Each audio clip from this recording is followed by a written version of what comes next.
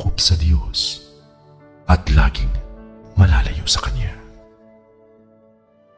Sa pamamagitan lamang ng pagsasantabi ng iyong lumang mga pagkaintindi, makakamtan mo ang bagong kaalaman.